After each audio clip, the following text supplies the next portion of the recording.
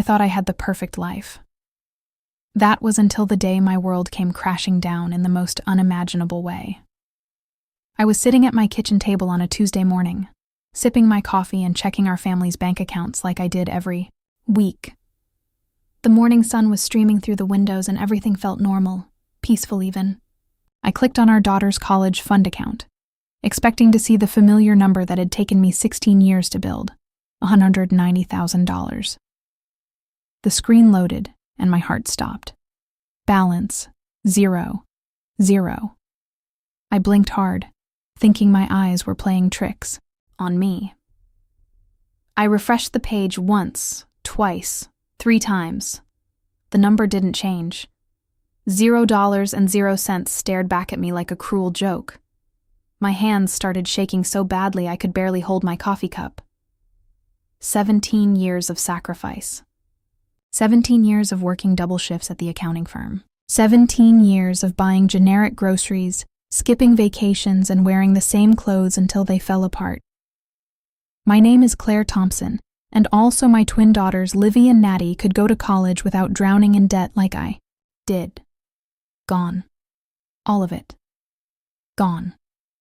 I grabbed my phone and called Brandon, my husband of 21 years. It went straight to voicemail.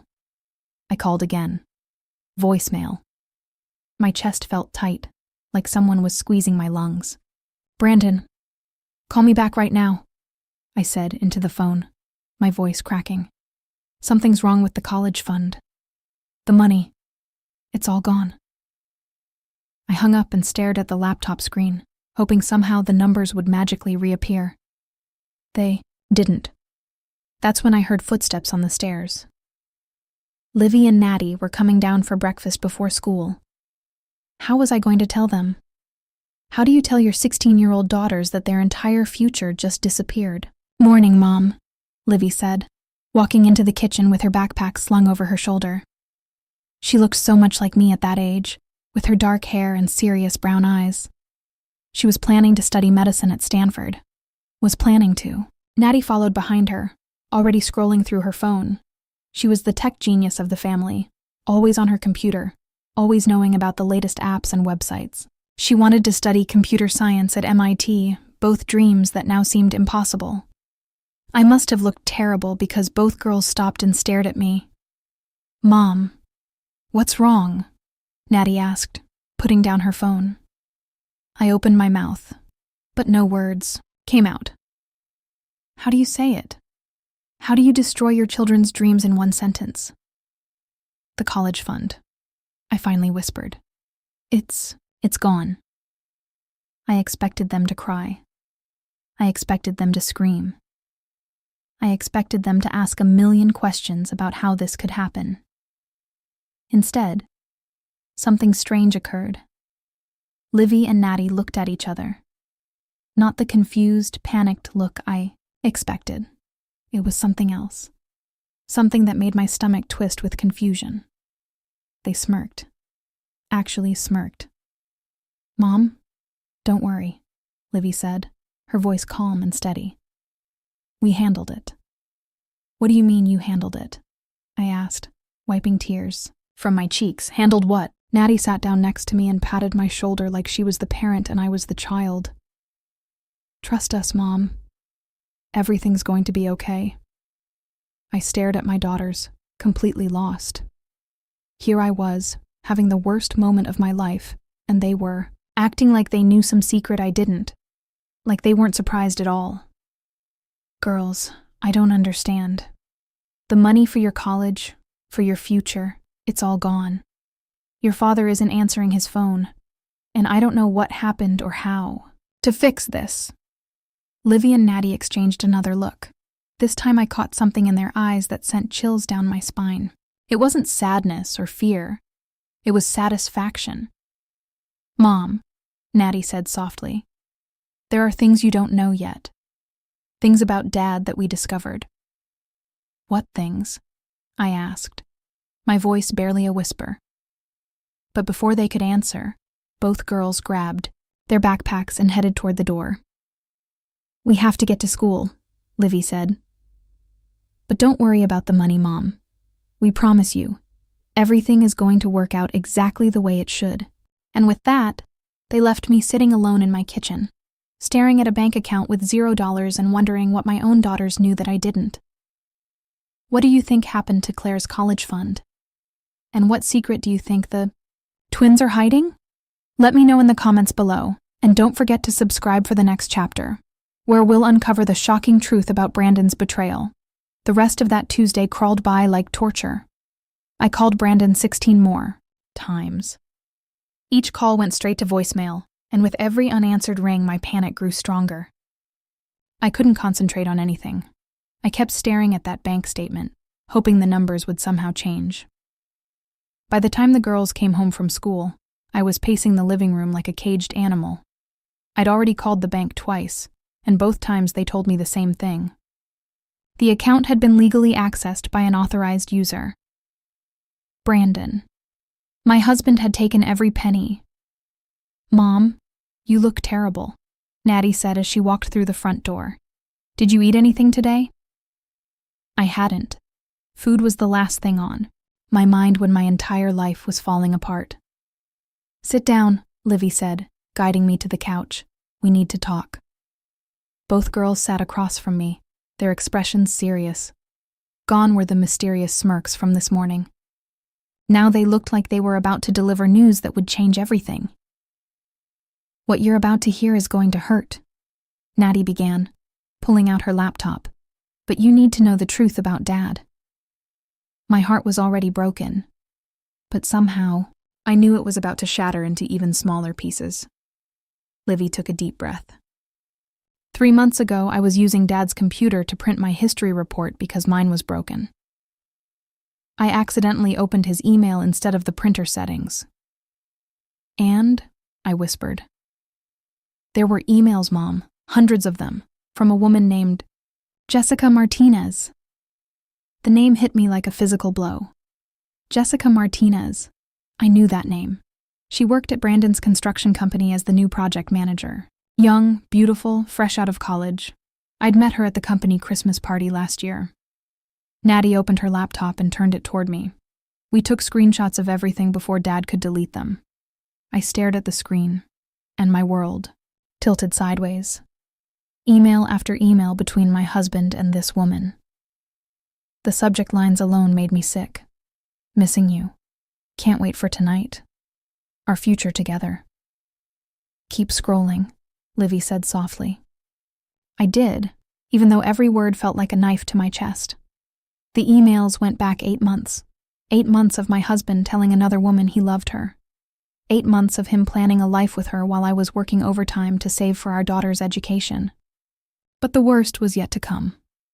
"Look at this one from last week," Natty said, pointing to an email dated just 5 days ago. I read it out loud, my voice shaking. "Jessica, I transferred the money today. All of it. $190,000 from the college fund, plus another $60,000 from our savings. It's in the account we opened together. We can start our new life in Florida as soon as I tell Claire. I can't wait to marry you and start fresh. The girls will understand eventually." I couldn't breathe. I literally couldn't breathe. My husband hadn't just cheated on me. He'd stolen our daughter's entire future to fund his new life with his mistress. "There's more," Livy said gently. "He's been planning this for months. He already put a deposit down on a house in Tampa. He's been transferring money little by little so you wouldn't notice." I looked up at my daughters through tears. "How long have you known?" 3 months, Natty admitted. "We've been trying to figure out what to do. We didn't want to hurt you, but we also couldn't let him destroy our family and steal our futures." "So what did you do?" I asked, though I was almost afraid to hear the answer. The girls looked at each other, and for the first time since this nightmare began, they smiled. "We fought back," Livy said. Natty pulled up another screen on her laptop. "Remember how I've been learning about cybersecurity and digital forensics in my computer science classes?" I nodded, not sure where this was going. "Well, I've been documenting everything. Every email, every bank transfer, every lie. I created a digital trail that proves Dad committed theft and adultery. But more importantly, She paused dramatically. I found their joint account, the one with our money in it. My heart started beating faster. And? Let's just say that Jessica Martinez is about to get a very unpleasant surprise when she tries to access that account, Natty said with a grin that reminded me exactly of myself at her age. Livy leaned forward. Mom, Dad thinks he's so smart, but he forgot one very important thing. What's that? He raised 2 daughters who are smarter than he is, and we don't let anyone mess with our family. For the first time in 24 hours, I felt something other than despair. I felt proud. My daughters had discovered their father's betrayal, and instead of falling apart, they'd fought back. What happens now? I asked. Both girls smiled, and I saw a strength in them I'd never noticed before. Now, Natty said, we show Dad that the Thompson women don't go down without a fight. I needed to know everything, every detail of how my daughters had uncovered Brandon's betrayal and what they'd been planning for 3 months while I lived in blissful ignorance. Start from the beginning, I said, settling back on the couch. Tell me exactly how this all started. Livy and Natty exchanged a look, and I could see them deciding where to begin this incredible story. It was a Sunday afternoon in February. Livy began. Remember when my laptop crashed right before my big history paper was due? I nodded. That had been a stressful weekend. Livy had been panicking about losing all her research. Dad offered to let me use his computer in his office. He said he was going to run errands and I could work in peace. Livy's expression darkened, but he forgot to log out of his email. Natty picked up the story. When Livy called me upstairs to help her format the paper, we both saw it. An email notification popped up from someone named Jessica. The preview showed, I can't stop thinking about last night, my love. My stomach churned. Last night, while I was sleeping in our bed, thinking. My husband was working late again. At first we thought maybe it was a mistake, Livy continued, like maybe someone had the wrong email address. But then Natty suggested we look at his sent folder. I know it was wrong to snoop, Natty said quickly, but something felt off. Dad had been acting so weird lately, always on his phone, always working, late, always finding excuses to leave the house. I thought back to February. Brandon had been distant, but I'd assumed it was work stress. He'd been complaining about difficult clients and long hours. I'd actually felt sorry for him. What did you find in his sent folder? I asked, though I wasn't sure I wanted to know. Everything, Livy said simply. Months of emails, pictures they'd sent each other, plans they were making, and Mom. She hesitated. What? He was telling her things about us, about you, private things that he had no right to share. Natty pulled up a file on her laptop. He told her you were boring and predictable. He said you'd let yourself go after having kids. He complained that you worked too much and didn't pay enough attention to him. Each word felt like a slap. 20 years of marriage, and this was how my husband described me to his mistress.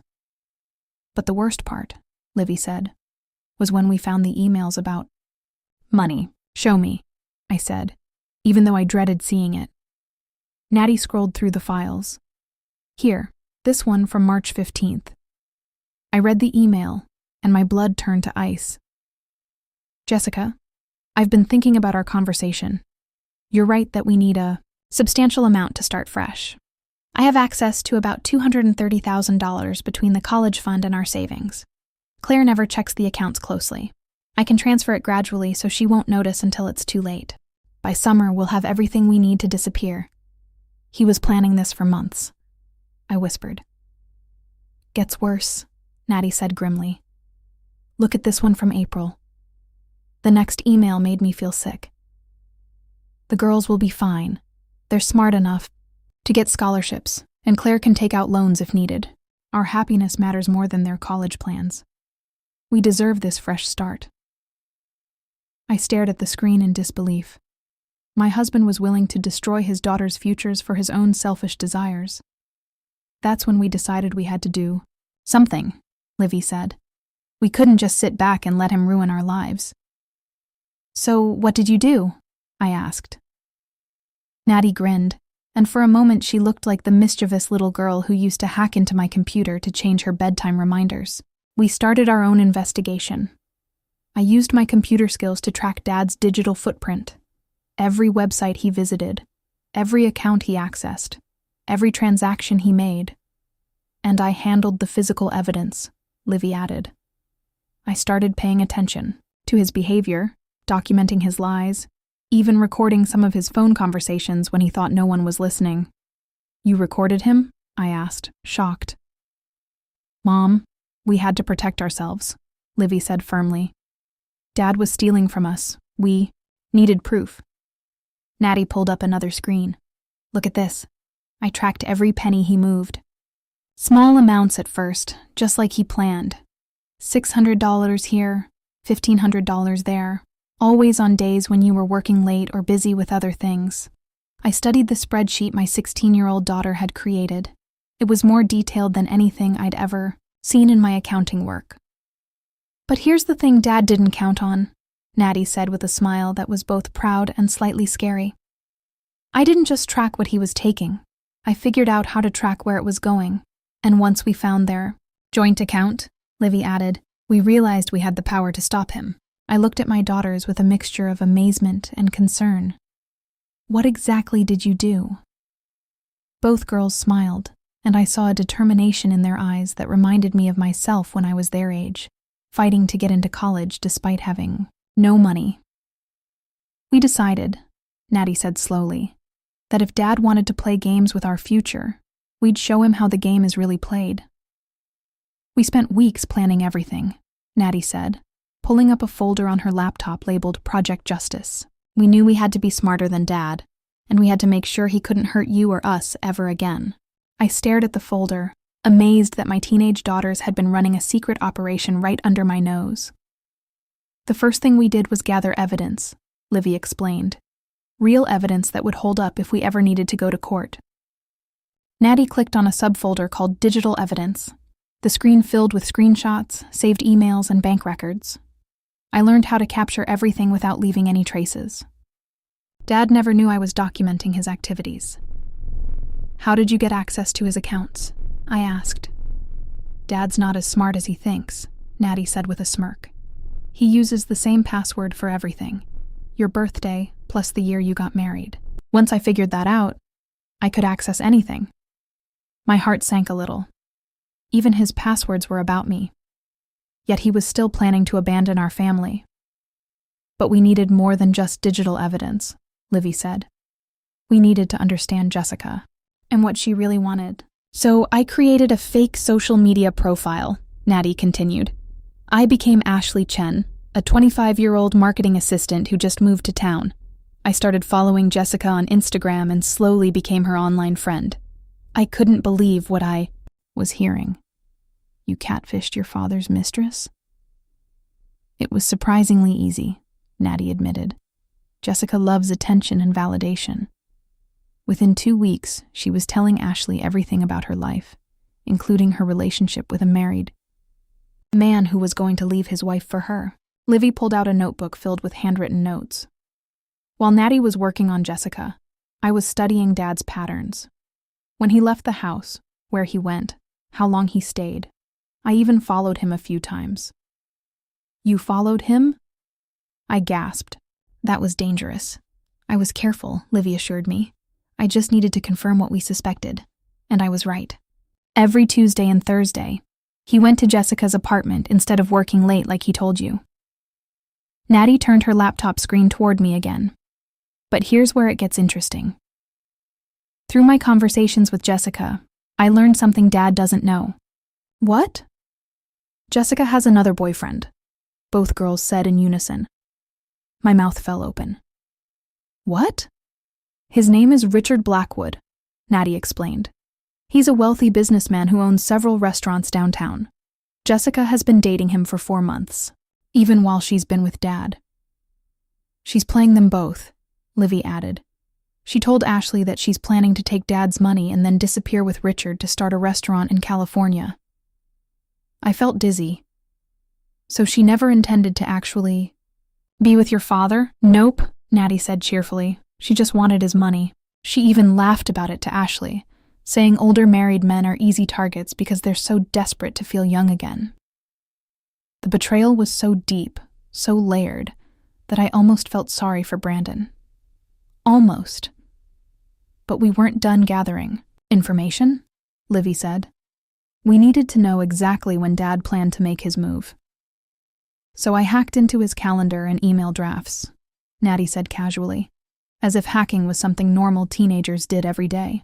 You hacked his calendar? Mom, it's really not that hard when someone uses the same password for everything, Natty explained patiently. I found a draft email he'd been working on for weeks, his resignation letter from the construction company. Livy leaned forward. He was planning to quit his job this Friday, tell you about the divorce on Saturday, and be gone by Sunday morning. This weekend, I whispered. This weekend, both girls confirmed. I felt like I was going to be sick. In just 4 days, my husband was planning to destroy our family and disappear with our life savings. But here's the beautiful part, Natty said, her eyes sparkling with mischief. We decided to beat him to it. What do you mean? We mean, Livy said with a smile that was both sweet and terrifying, that Dad's plan is about to backfire in the most spectacular way possible. Natty pulled up one final screen. Mom, what would you say if I told you that as of yesterday, Jessica Martinez and Richard Blackwood know all about each other? And, Livy added, Dad's boss knows about him using company time and resources for his personal affairs? And, Natty finished triumphantly, the money Dad stole from us is now safely back where it belongs? I stared at my daughters, speechless. They hadn't just discovered their father's betrayal, they'd systematically dismantled his entire plan. Girls, I said slowly, what exactly did you do? Yesterday was the day we put everything into motion, Livy said, settling back on the couch with the confidence of a general who just won a major battle. We called it Operation Karma, Natty added, pulling up a timeline on her laptop. We had to time everything perfectly so Dad wouldn't have a chance to cover his tracks. I leaned forward, fascinated and slightly terrified by my daughter's strategic minds. Phase 1 started at 9 a.m., Livy began. While Dad was at work and you were at the office, I went to his construction company. You went to his workplace? I asked, alarmed. I told them I was doing a school project about local businesses and asked to interview some employees, Livy explained. But really, I was there to plant evidence where his boss would find it. Natty pulled up a folder of photos. I'd printed out some of Dad's most incriminating emails with Jessica, the ones where he talked about using company computers for personal business and taking long lunches to meet her. I left them in the break room where I knew Mr. Patterson, Dad's boss, always gets his afternoon coffee, Livy continued. I made it look like someone had accidentally dropped them. I stared at my daughters in amazement. That's actually brilliant. Phase 2 happened at the same time, Natty said. Remember how I'd been chatting with Jessica as Ashley Chen for weeks? I nodded. Well, yesterday I told Jessica that I'd seen her boyfriend Richard at a restaurant with another woman. I sent her photos I'd found on Richard's social media of him with his business partner, but I made it sound like he was cheating. Why would you do that? I asked, confused. Because I knew Jessica would get jealous and confront Richard, Natty explained. And when she did, she'd probably mention her backup plan with the married man who was giving her money. Livy grinned, which is exactly what happened. Richard got suspicious and started asking questions about this married man Jessica had been seeing. So I helped things along, Natty continued, by anonymously sending Richard screenshots of Jessica's social media posts from her dates with Dad, pictures of expensive dinners, jewelry, weekend trips, all paid for with our family's money. I felt a sick satisfaction imagining Jessica's web of lies unraveling. Richard was furious, Livy said. He confronted Jessica at her office yesterday afternoon. There was a huge scene in front of all her co-workers. He called her a gold digger and a cheater, then stormed out. But the best part, Natty added with glee, was that Jessica immediately called Dad, crying and begging him to come comfort her. And Dad left work early to go to her apartment, Livy finished, which meant he wasn't there when his boss found those emails in the break room. I was starting to see the beautiful complexity of their plan. So Mr. Patterson discovered Brandon's misconduct while Brandon was off consoling his mistress. Exactly, both girls said together. But we weren't done, Natty said, pulling up another screen. Phase 3 was the most important part. The money, I whispered. The money, Livy confirmed. While Dad was dealing with Jessica's meltdown, and his boss was discovering his emails, Natty was executing the most crucial part of our plan. Natty's fingers flew across the keyboard. I'd been monitoring the joint account Dad opened with Jessica for weeks. I knew all the login information, the security questions, everything. How? I asked. Dad used your maiden name as the security question. Answer, Natty said with a roll of her eyes, and Jessica's birthday as the pin. Men are so predictable. At exactly 3:42 p.m. yesterday, Livy said, checking her notes, while Dad was comforting Jessica and his boss was calling an emergency meeting about employee misconduct, Natty transferred every penny from their joint account back to our family accounts. Mom, you've been using the same password since I was 12, Natty said gently. And technically, as your daughters, we're authorized users on the college fund account anyway. I realized my daughters had thought of everything. They'd systematically destroyed Brandon's plan while protecting our family's future. So right now, I said slowly, Brandon thinks he's about to start a new life with Jessica and our money, but actually, Livy said with a smile, his boss is preparing to fire him. His mistress is furious about her other boyfriend dumping her, and the money he stole has mysteriously vanished. And he has no idea any of this is connected, Natty added cheerfully. I looked at my daughters with a mixture of pride and concern. What happens when he finds out? Both girls exchanged a look that made my stomach flutter with anticipation. That, Livy said, is when the real fun begins. I didn't have to wait long to see the results of my daughter's masterpiece. At 11:47 p.m. that same night, our front door slammed open with such force that it shook the entire house. Claire! Brandon's voice boomed through the hallway, filled with a rage I'd never heard before. Where is my money? I was in my pajamas, having just finished processing everything the girls had told me. Livy and Natty were supposedly asleep upstairs, but I knew they were probably listening to every word. Brandon stormed into the living room, his face red and his hair disheveled. His usually perfect appearance was completely destroyed. His shirt was wrinkled, his tie was missing, and he looked like he hadn't slept in days. What money? I asked calmly, though my heart was pounding. Don't play dumb with me, he shouted, pointing an accusing finger at me. The account is empty. Every penny is gone. I stood up slowly, meeting his furious gaze with a steadiness that surprised even me. You mean the money you stole from our daughter's college fund? His face went pale. How did I find out about Jessica? I finished for him. About your plan to abandon your family and start a new life in Florida? About the house you put a deposit on in Tampa? Brandon's mouth opened and closed like a fish gasping for air. Claire, I can explain. Explain what? I asked, my voice getting stronger with each word. Explain how you've been lying to me for 8 months? Explain how you are planning to steal our daughter's futures? Explain how you called me boring and predictable to your mistress? You don't understand, he said desperately.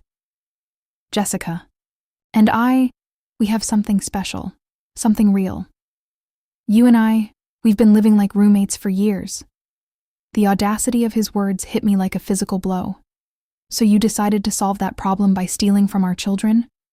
The girls are smart, he said, his voice taking on a wheedling tone. They'll get scholarships. They don't need that money as much as Jessica and I need a fresh start.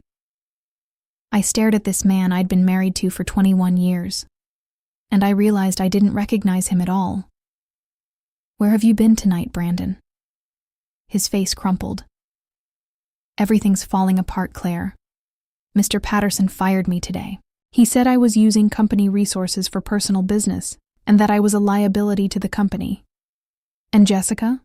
I asked, though I already knew the answer. She won't return my calls, he admitted, slumping into a chair. Her boyfriend found out about us and caused a scene at her office. She's blaming me for ruining her life. I almost felt sorry for him. Almost. So let me get this straight, I said, crossing my arms. You lost your job, your mistress dumped you, and now you've come. Crawling back home expecting sympathy? I made mistakes, he said, looking up at me with desperate eyes. But we can work through this. We can go to counseling. I'll make it up to you and the girls. With what money? I asked pointedly. You stole everything we had. That's what I'm trying to tell you, he exploded, jumping back to his feet. The money is gone. Someone emptied the account Jessica and I opened. All of it. $230,000 just vanished. I tilted my head, pretending to be confused. That's terrible. Have you called the police? I can't call the police, he shouted. The money was... It was... stolen? I suggested helpfully. From your family? Brandon's face went through several different expressions as he realized the trap he'd walked into. He couldn't report the money stolen without admitting he'd stolen it first. Claire, please, he begged. I know you took it.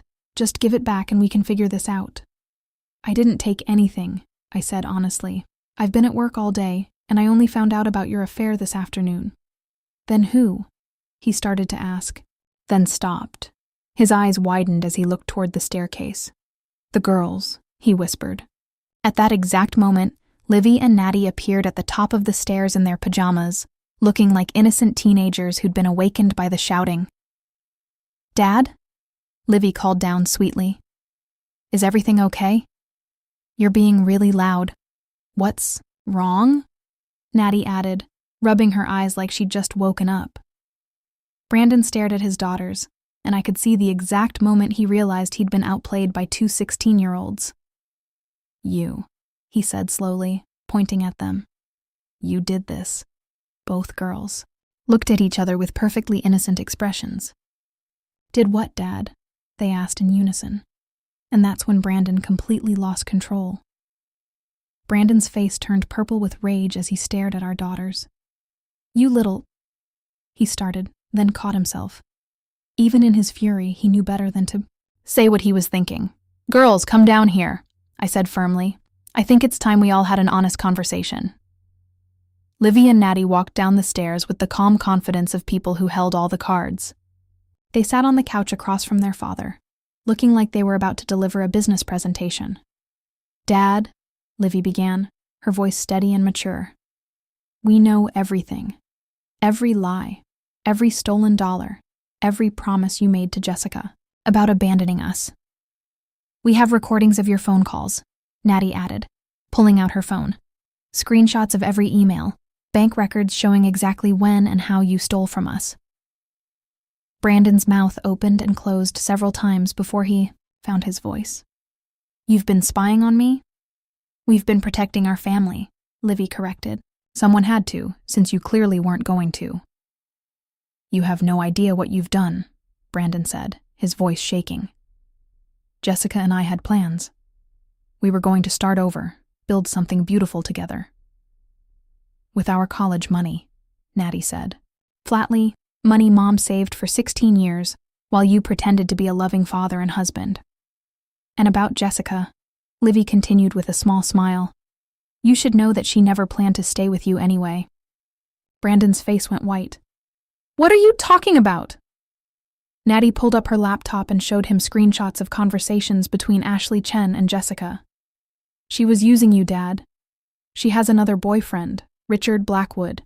She was planning to take your money and disappear with him to California. She called you a desperate old man who was easy to manipulate, Livy added, reading directly from the screen. She said older married men always think they're getting a young girlfriend, but really they're just being used for their money. I watched Brandon's face crumble as he realized the depth of his betrayal and stupidity. He'd destroyed his family for a woman who was playing him just as badly as he'd been playing me. This is impossible, he whispered. Jessica loves me. She told me so. Jessica loves money, Natty said bluntly. And now that Richard dumped her because of you and you've lost your job, she has no use for either of you. Brandon slumped in his chair, looking older than I'd ever seen him. What do you want from me? The girls looked at each other, then at me. We'd discussed this part earlier, after they'd told me everything. "We want you to leave," I said simply. "Tonight. Pack your things and go." "This is my house too," he protested weakly. "Actually, it's not," Livy said, pulling out a folder of documents. "Mom's name is the only one on the mortgage. You signed a quitclaim deed 5 years ago when we refinanced, remember? You said it would be better for taxes." Brandon stared at the papers, realizing another way his own decisions had trapped him. "We've already contacted a lawyer," Natty continued. "We have enough evidence to press charges for theft, fraud, and embezzlement, but we're willing to make a deal." "What kind of deal?" Brandon asked suspiciously. "You signed divorce papers giving Mom everything," Livy explained. "You give up all parental rights to us. You agree to leave town and never contact any of us again. In exchange, we don't press criminal charges." "You can't be serious," Brandon said, looking at me desperately. "Claire, they're just kids. You can't let them destroy our family like this." I looked at this man who had been my husband for 21 years, who had fathered my children, who had shared my bed and my dreams, and I felt nothing but disgust. "You destroyed our family the moment you decided Jessica was worth more than your daughter's futures," I said quietly. "The girls didn't destroy anything. They saved what was left." Brandon sat in silence for a long moment, then slowly nodded. "Fine. I'll sign your papers, but don't expect me to disappear forever. Those are my daughters too." "Actually," Natty said with a sweet smile, "we're hoping you will disappear forever, because if you ever try to contact us again, we'll release everything. The recordings, the emails, the evidence of your theft. We'll make sure everyone in this town knows exactly what kind of man you really are." Brandon looked at each of us in turn, seeing no sympathy anywhere. He'd gambled everything on a woman who was using him, and he'd lost. "I'll pack tonight," he said finally, standing up slowly. "I'll be gone by morning." As he walked toward the stairs, Livy called after him. "Dad, next time you want to steal from your family, maybe don't use the same password for everything." The front door closed behind Brandon at 6:23 a.m. I watched from the kitchen window as he loaded his car with the few belongings we'd allowed him to take. He looked back at the house once, but I didn't wave. 3 months later, the divorce was final. The college fund was restored and earning interest. Livy got into Stanford with a partial scholarship, and Natty was accepted to MIT with a full ride for her computer science skills. We never heard from Brandon again, though I sometimes wondered if he ever found out that Jessica had moved to California with Richard after all, using the money she'd saved from her relationship with him. As for my daughters, they started a blog called Teen Justice, where they help other young people deal with family crises and betrayal. They've helped dozens of kids protect themselves from manipulative adults. I'm proud of them in ways I never expected to be. They showed me that sometimes the people who love you most are the ones willing to fight the hardest to protect you. And sometimes, justice comes from the most unexpected places.